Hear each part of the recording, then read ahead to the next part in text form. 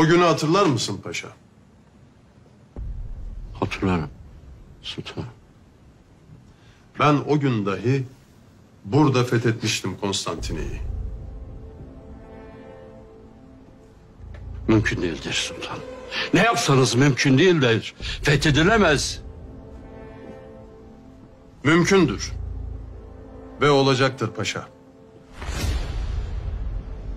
Haliç'teki zincir geçilemez. Geçmeyiz o vakit. Gemileri Dolapdere sırtından, karadan yürütürsen Haliç'teki zincir zararsız bir demir parçası olmaktan öteye geçmez. Karadan yürütmek.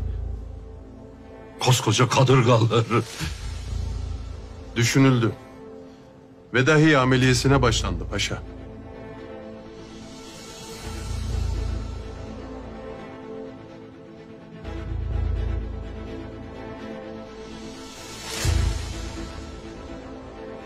Surları geçilemez.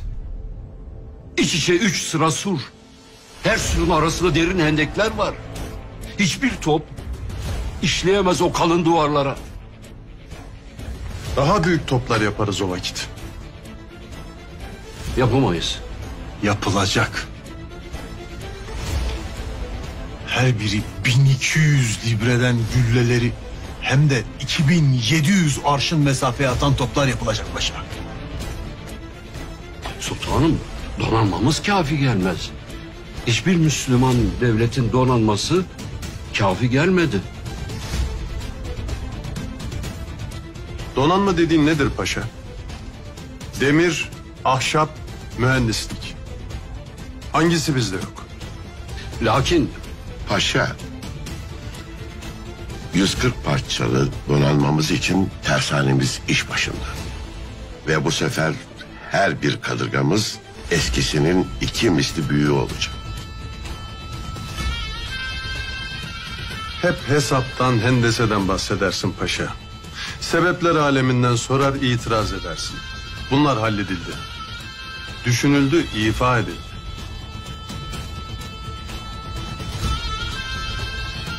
ne vakit?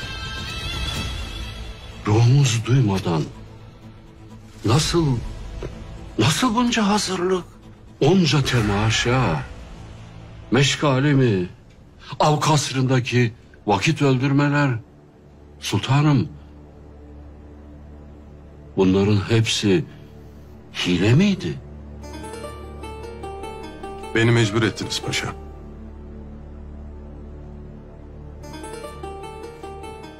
Ben Konstantine'yi burada fethettim Çandarlı Halil Paşa. Ama sen burada bir türlü fethedemiyorsun.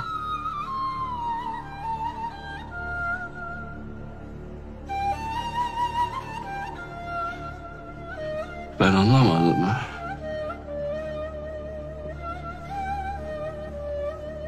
Bilemedim ben.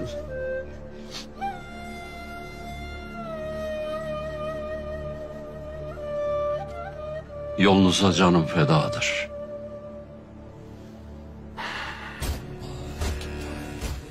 Sebepler ehemmiyetlidir. İlim, hesap Müslümanın dostudur. Lakin kafi gelmez.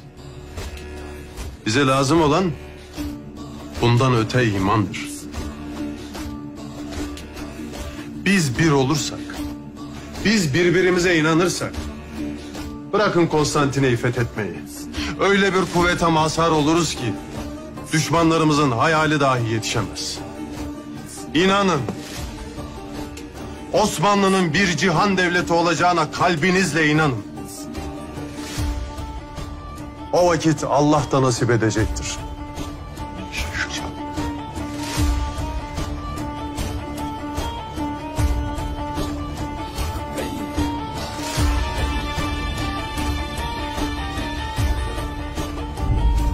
Nasip etti de Konstantiniyye'yi fethetti. Ve dahi Sırbistan'ı, Mora'yı, Sinop'u, Trabzon'u, Eflak'ı, Boğdan'ı, Karaman Beyliğini, Arnavutluğu, Kırım'ı, İmros'u, Midilli'yi, Bozcaada'yı, Gökçeada'yı, Otranto'yu, 30 senelik saltanatına 20'den fazla sefer sığdırdı.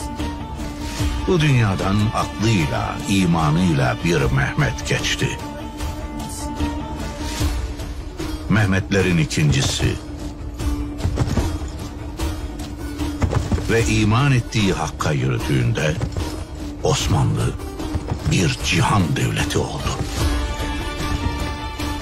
لتفتحن القسطنطينية